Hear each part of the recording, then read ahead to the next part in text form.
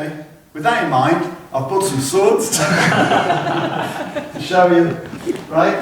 I just want you to play with these swords. By all means, we're finished now, okay? But I wanted to explain to you, this is a tiger fork, for anyone who hasn't seen it.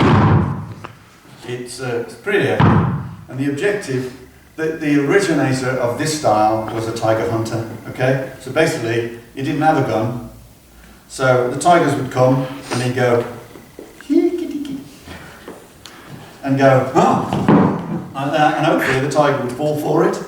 If he didn't, then it would end up ripped to pieces, and the guy that started the style was called Lau Nao, and Lau means three-eyed Lau. Three-eyed Lau because his nickname, he had a scar on his head, because the tiger was bigger than him.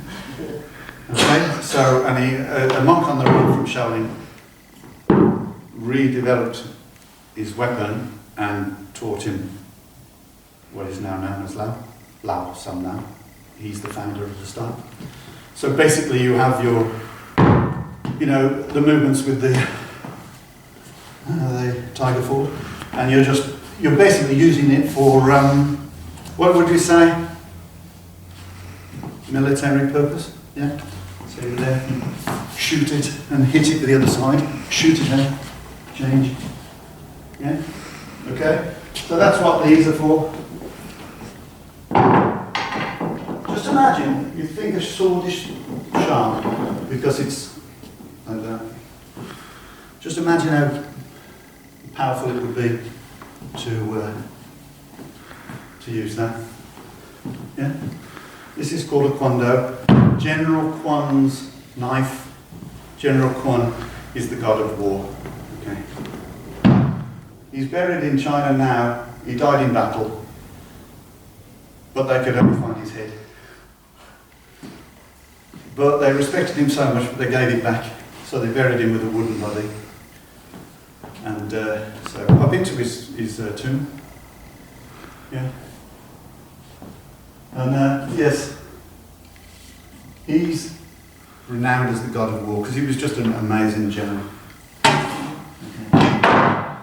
So we have a 6-foot pole, a 7-foot pole, and then the set that we do with this is called the Saw How Kwan. Yeah, you can see that there's a massive amount of range. If you've got people all around you, you want to be able to hit them. I don't want to be doing it like this because it's missing you now. Okay, so when I hit him, I want to turn around and make sure that no one else can get me before I go to him. Okay, so weapons have a massive importance. A lot of people, they refuse or they don't want to or they can't train weapons, and the reason they don't do it is they think that they're pointless, but everything has a point, okay? Swords. I use the gold one. Okay, so when you use a sword, the objective of the sword as an example is to be able to maneuver, and as you maneuver, the sword will never stop. So if it stops at that point, it's going to go straight moving into the next move. You cannot go, chop, chop, chop, because if you do, at every point in time it stops, and as soon as it stops, the other person can come in. So you need to continue it all the time, all moving everywhere. Everything you're doing is your constant moving. Yeah. So as it moves, covering yourself, yeah, all that sort of thing. The only time it stops is when it's at its furthest reach, but then it's then it goes to the next one. And it generates its own power, which is why when you see certain Japanese movies, their swords have got legendary names because apparently the sword has a spirit. And the reason the sword has a spirit is because the guy who's holding it or wielding it is so damn good that you just think the sword's working itself because he doesn't seem to put any effort into it. It's just it's done. Draw it, done. Okay, so the objective is just to make this thing move. And the simple appliance is just working the technique.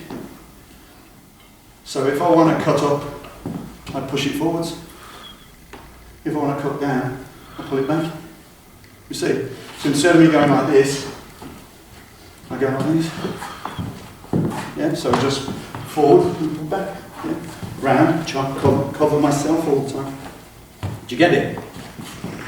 I've got my sword here. All these swords are my collection. This is a Chinese sword.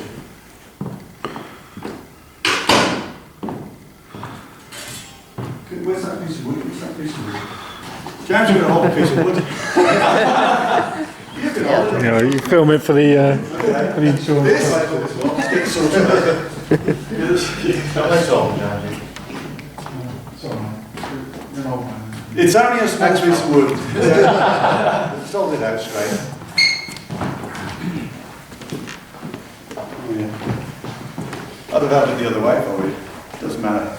No, I don't mean like that. You're facing the other way.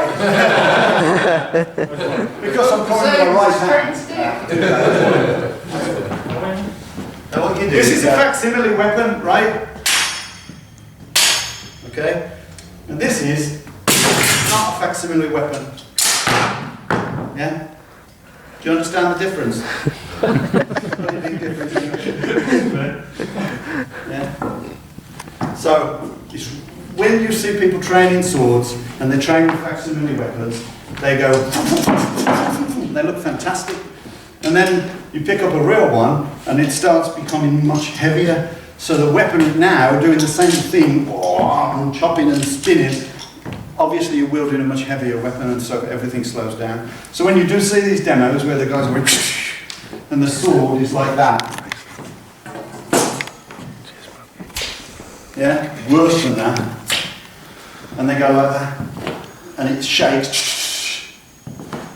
Yeah, then you understand, you know, pay attention to the fact that skill is in the movement, but just because the sword looks like you can barely see it, doesn't necessarily make it a fantastic form. Okay, really, I want to educate people about things like that. We have a spear as well, and so on and so forth. If anyone's got any questions about the weapons and so on, then by all means ask. We've got 5 minutes. Okay, other than that, we're finished.